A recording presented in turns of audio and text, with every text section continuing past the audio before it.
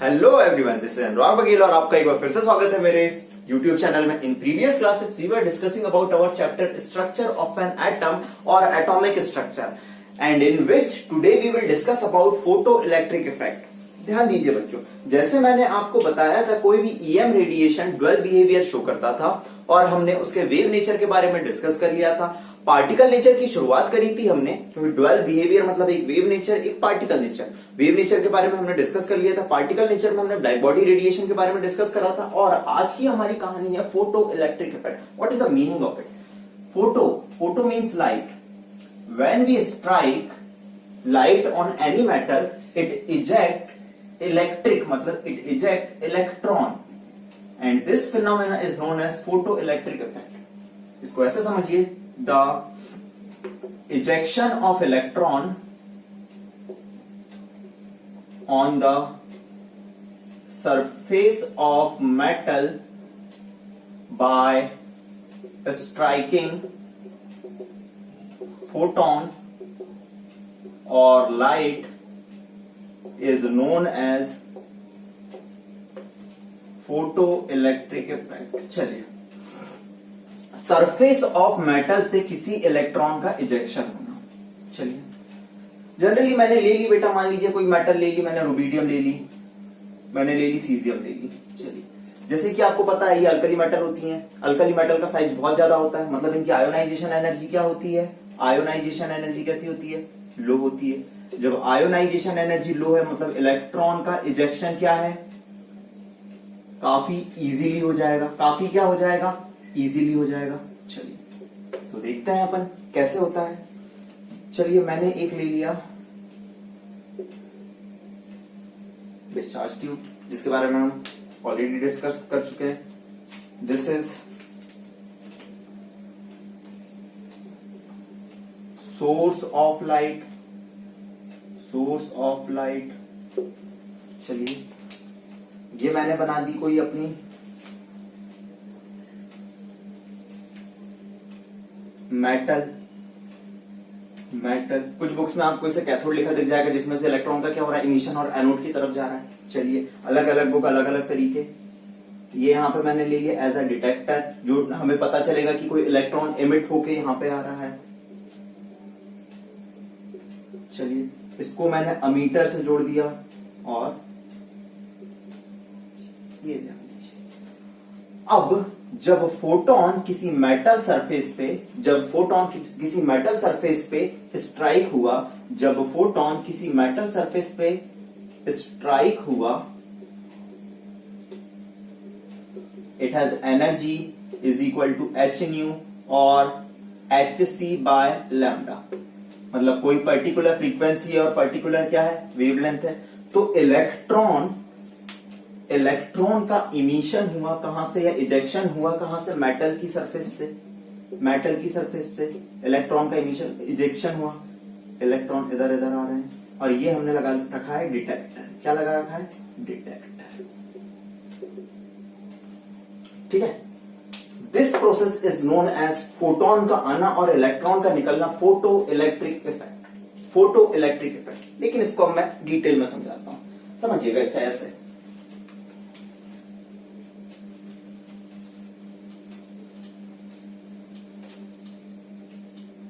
इसको ऐसे समझिए, in photo electric effect there is no time gap, there is no time gap between ejection of electron and striking of photon। जैसे ही बच्चों ये photon strike करेगा, electron तुरंत emit होगा। जैसे ही फोटोन स्ट्राइक करेगा, इलेक्ट्रॉन तुरंत इमिट होगा। इसे आप ऐसे समझिए, एक बॉल है मेरे पास और सामने एक और बॉल है। जब बॉल मतलब particle, as we are discussing about particle nature, ball किसी दूसरी बॉल से टकराएगी, बॉल तुरंत दूसरी वाली बॉल भाग जाएगी। वैसे ही सेम इसको समझिए, ये एक पार्टिकल है, इलेक्ट्रॉन एक पार्टिकल, इलेक्ट्रॉन निकल आ गया। लेकिन इसको मैं वेव नेचर से समझाना चाहूं तो क्या होगा, सबसे पहले फोटोन गया, इलेक्ट्रॉन ने एनर्जी गेन करी in the form of wave, और थोड़ा टाइम गैप हुआ, जब एनर्जी मिल गई उसे तो निकलेगा। लेकिन ऐसा होता ही नहीं, ऐसा होता ही नहीं। There is no time gap between striking of photon and ejection of electron. मतलब ये किसको फॉलो कर रहा है, पार्टिकल नेचर को। अगर मैं इसे in wave nature, there will be time gap between ejection of electron and striking of photon, लेकिन ये पॉसिबल नहीं होता। तो हमें क्या याद रखना, there is no time gap. ठीक है, चलिए नेक्स्ट पॉइंट देखते हैं। In metal it has critical और कैरेक्टरिस्टिक फ्रीक्वेंसी। एक मेटल की कैरेक्टरिस्टिक फ्रीक्वेंसी होती है और इसके ज्यादा वाला ही फोटोन आएगा बच्चों, उससे ज्यादा वाला ही फोटोन आएगा तो ही इलेक्ट्रॉन का क्या होगा, इमिशन होगा। In metal it has critical और characteristic frequency known as threshold frequency. उसे मैंने रिप्रेजेंट कर दिया न्यू नॉट से। उसे मैंने किससे रिप्रेजेंट कर दिया, न्यू नॉट से। इसे ऐसे समझिए, अगर फोटोन की फ्रीक्वेंसी न्यू है, अगर फोटोन की फ्रीक्वेंसी न्यू है, ठीक है, और थ्रेशोल्ड फ्रीक्वेंसी जाता है। थ्रेशोल्ड फ्रीक्वेंसी मतलब इसका एक लेवल है, आप इस लेवल तक वाली एनर्जी वाला अगर फोटोन नहीं गिराओगे तो इलेक्ट्रॉन का इमिशन होगा ही नहीं। अगर थ्रेशोल्ड फ्रीक्वेंसी ज्यादा है और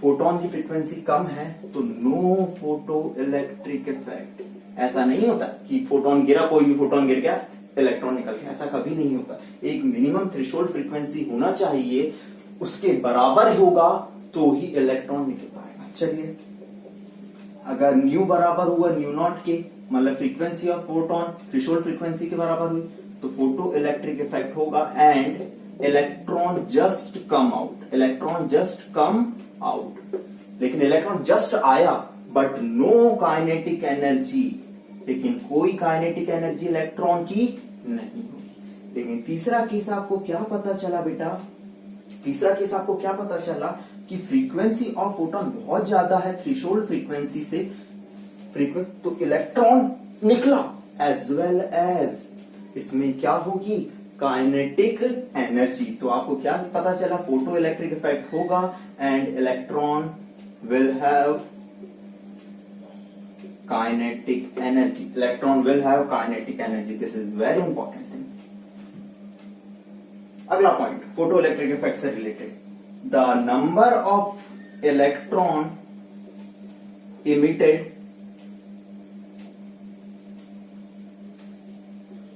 depends upon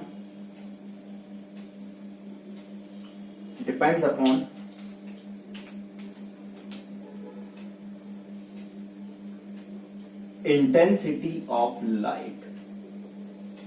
intensity of light कि कितने फोटोन की कितनी इंटेंसिटी है फोटोन की, या कितनी इंटेंसिटी लाइट की है, इसी पे डिपेंड करेगा कि कितने इलेक्ट्रॉन निकल रहे हैं। This is photo electric effect. चलिए, इस फोटो इलेक्ट्रिक इफेक्ट को समझाने के लिए आइंस्टीन साहब ने एक इक्वेशन दी। इस फोटो इलेक्ट्रिक इफेक्ट को समझाने के लिए आइंस्टीन साहब ने एक इक्वेशन दी, उसे हम कहते हैं आइंस्टीन फोटो इलेक्ट्रिक इक्वेशन। और अब हम बात करने जा रहे हैं, आप नोट कर लेना इसे पॉज करके, अब हम डिस्कस करने जा रहे हैं आइंस्टीन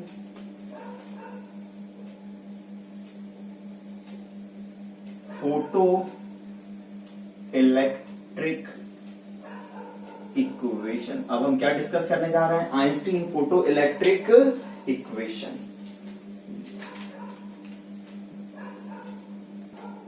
चलिए, आइंस्टीन साहब कहते हैं according to Einstein there is no energy gap, जो मैंने आपको बताया, there is no energy gap between striking of photon and emission of electron, emission of electron. Photon के टकराने और इमिशन और इलेक्ट्रॉन के निकलने में कोई एनर्जी गैप नहीं होगा। मान लीजिए आपका जो फोटोन आ रहा है उसकी एनर्जी है कितनी, h। आइंस्टीन साहब कहते हैं कि जो फोटोन आ रहा है, मैं अब इसे मिटा रहा हूं बच्चों, ध्यान दीजिएगा। आइंस्टीन साहब कहते हैं कि कोई फोटोन आ रहा है, मान लीजिए उसकी एनर्जी है h। ठीक है।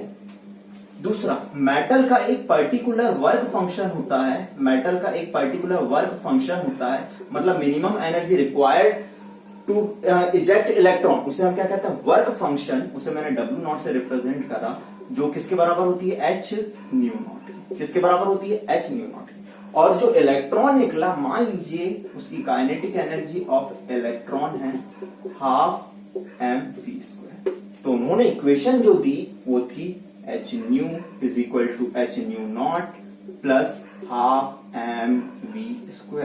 h nu plus h nu not plus half mv²। This is energy of, h nu क्या है, energy of photon, energy of photon. ये क्या है आपका, वर्क फंक्शन, वर्क फंक्शन। और ये आपको क्या रिप्रेजेंट करता है, kinetic energy of electron, kinetic energy of photo electron. चलिए, एनर्जी का हमने एक और फॉर्मूला पढ़े थे, hc/λ भी लिख सकते हैं, hc/λ नॉट भी लिख सकते हैं, थ्रेशोल्ड वेवलेंथ, और इसको हाफ mv² लिख सकते हैं। क्या लिख सकते हैं, हाफ mv² लिख सकते हैं। इसे नोट कर लीजिए बच्चों। चलिए, अगर आप लोगों ने नोट कर लिया है तो बच्चों इसी में एक मैं वेरिएशन दिखाता हूं स्टॉपिंग पोटेंशियल का। स्टॉपिंग पोटेंशियल, उसे मैं रिप्रेजेंट कर रहा हूं V नॉट से। It is the potential developed in a plate. हम प्लेट में इतना पोटेंशियल डेवलप कर दें कि फोटो इलेक्ट्रिक करंट कितना हो जाए, 0 हो जाए। Potential at which, potential at which current become, current कितना हो जाए, 0 हो जाए। तो उसे हमने क्या नाम दिया, स्टॉपिंग पोटेंशियल। और इसे हम रिप्रेजेंट करते हैं EV नॉट से। किससे रिप्रेजेंट करते हैं स्टॉपिंग पोटेंशियल को, EV नॉट। तो हमारे पास एक और फॉर्मूला आता है बच्चों, ध्यान दीजिएगा कि भाई energy of photon is equal to work function plus EV not, EV not. तो आप चाहे ये फॉर्मूला, चाहे ये फॉर्मूला, चाहे ये फॉर्मूला लगा सकते हैं। This is photo electric effect and its equation. In next class we will discuss about its numerical. Have a good day.